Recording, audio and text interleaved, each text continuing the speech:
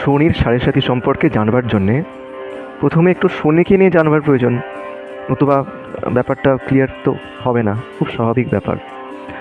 তো সায়েন্টিফিক এবং মিথিক্যাল কিছু এক্সপ্লানেশনস অ্যাবাউট স্যাটার্ন আমি দিচ্ছি, ছোট করেই দিচ্ছি।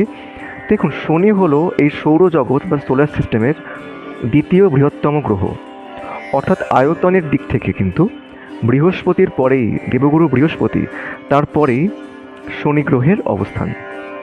আকারে এতটাই সে বিশাল। এবং শনি হলো গ্যাস জায়ান্ট, বা শনি গ্রহকে বলা হয় গ্যাস জায়ান্ট। কেন বলা হয়?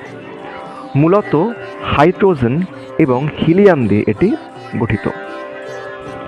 শনির চারদিকে রয়েছে বলয়, এটা আমরা অনেকেই জানি, বা রিং। পৃথিবীর হিসেবে প্রায় 30 বছর লাগে সূর্যকে এক পাক ঘুরে আসতে শনির। অর্থাৎ আমরা জানি সূর্যের চারদিকে গ্রহগুলি ঘুরছে, প্রদক্ষিণ করছে সূর্যকে, পৃথিবীও করছে, অফকোর্স শনি তো করবেই, শনি গ্রহ করছে।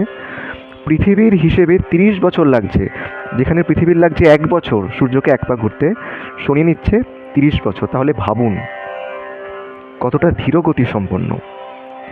এবং যদি এই সায়েন্টিফিক যে ব্যাখ্যাগুলো আমি বলছি আপনারা একটুখানি মার্ক করেন, একটু মনে রাখেন, শনির যারা জাতক বা শনি যখন জীবনকে ইনফ্লুয়েন্স করে বা সাড়ে সাথীর টাইমে কী হতে পারে সেই বিষয়ে কিন্তু আইডিয়াটা এমনিই চলে আসে। সো একটু মনে রাখার চেষ্টা করবেন। আচ্ছা, জ্যোতিষ মতে শনির কিন্তু 3টি নক্ষত্র রয়েছে: পুষ্যা, অনুরাধা এবং উত্তর ভাদ্রপদ। কি বলা হচ্ছে আমাদের হিন্দু ধর্মে? শনি হচ্ছেন সূর্যদেবের পুত্র, সূর্যদেব এবং ছায়ার পুত্র।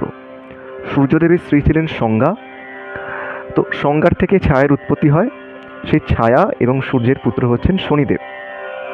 তাই শনিকে বলা হয় ছায়া গর্ভসম্ভূত, মানে ছায়ার গর্ভে যিনি জন্মেছেন। যদিও পিতার সঙ্গে শনির সম্পর্ক একদমই ভালো নয়।